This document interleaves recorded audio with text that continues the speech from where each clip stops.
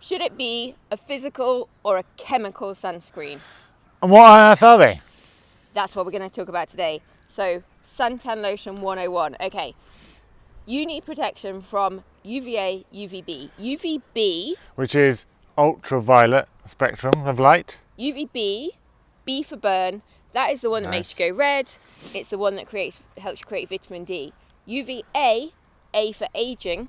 Yeah, See how I remember these? UVA is the one that is responsible for free radicals, anti-aging. Yeah, photoaging, basically one of the biggest external factors of aging. The biggest. Yeah. And the key thing, just to go from the very top, UVA is present all year round, just full stop. Doesn't matter whether it's blissfully sunny or not. So when we talk about skincare, that's why sun protection is so important in the aging process. And why there's an argument for wearing it every day, but that's a debate we can have on another occasion. So that's a good explanation of the difference between UVA and UVB, but what should we be protecting against? Well, obviously the answer is both, and nowadays when you're looking for suntan lotion or any protection, you want something that says broad spectrum. That's the word you're looking for. Covering both of them, because it's important, obviously, for the things that we're interested in and your general health, to make sure that you're not burning, because the frequency with which your skin burns is a thing that dictates your chance of getting skin cancer. So that is an obvious thing to avoid. And as we just said, getting rid of the UVA and protecting yourself against that helps stop signs of aging. Then that's down to two types of suntan lotion in the world. So either physical or mineral sunscreens or chemical sunscreens. They can then come in different formats, so they can come in creams, powders, oils. We've just done a video on that. We've got a video about that, but what we're thinking about today is, should you have the physical ones or the chemical ones? They are both fundamentally an emulsion cream with active ingredients, but where it changes is what those active ingredients are.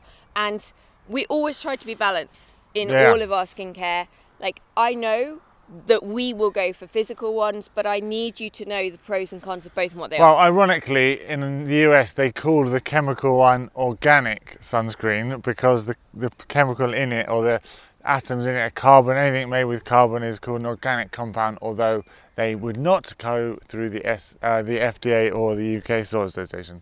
So it is confusing. But ultimately, as you said, we're going to try and be balanced. Okay, let's go chemical ones first. This is what you'll be most used to.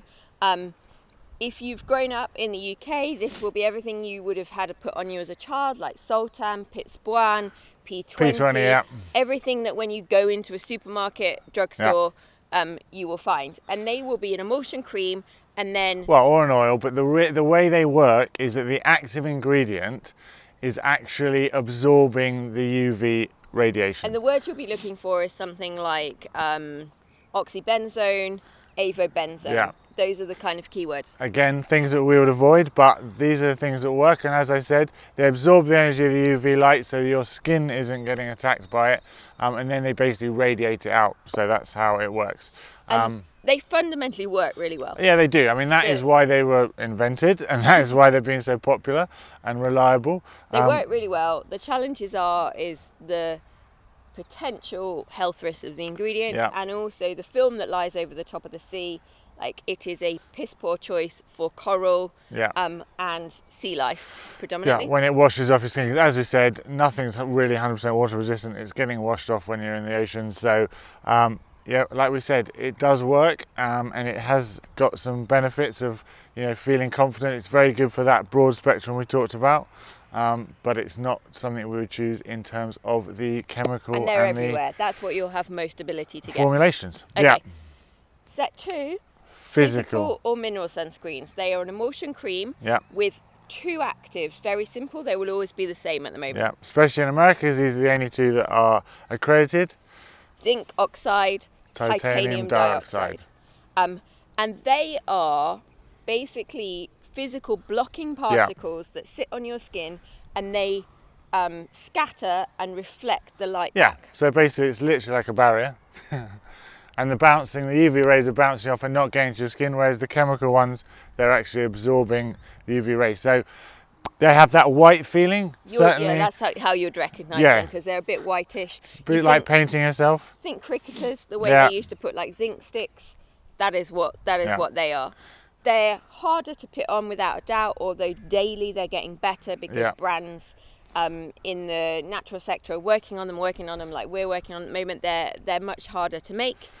Yep, but they are, as I said, full of things, or certainly can be made in a way that is, one, certifiable by people like EcoCert or Soil Association, and two, the natural ingredient that goes into it, titanium dioxide or zinc oxide, we think is better for you. However, there is a little bit of balance here to talk about, which Massively. They is, are not organic. Do not yep, be fooled into people telling you that they are organic or fully oh, natural yeah, sunscreens. They are not. no, no, and also the physical barrier you're choosing, whether it's nano or not nano, probably a whole video on its own, We but should do that. the size of the particles of that physical barrier affect how efficient it is in terms of reflecting UVB and UVA radiation, and the flip side of that is there any risk to putting these micro nano sized particles on you?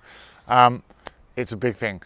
We are in the process of producing one, so we know a lot about this and are going through this exact process. So the sunscreen that we are working on will hopefully sit somewhere as a good balance in terms of the size of particles. There is no perfect answer to Yeah, this currently. I think that's what you need to know.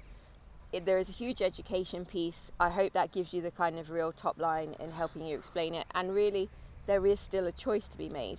But one of the things I would poise you to check is the emulsion. You could use either one of those either one of those active choices. yes. So either the zincs and titaniums, Yeah, or the benzones, and put them in a beautiful emulsion base, which can be organic, yeah, or you could put them in a shit petroleum base.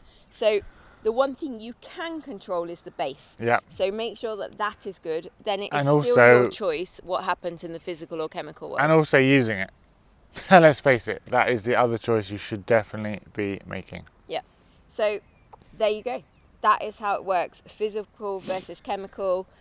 Please make sure that you subscribe, give the videos a thumbs up, pass Yeah, on to anyone you know who is starting share. to think about sunscreens for themselves, their family, little people, boy, girl. This is for everybody.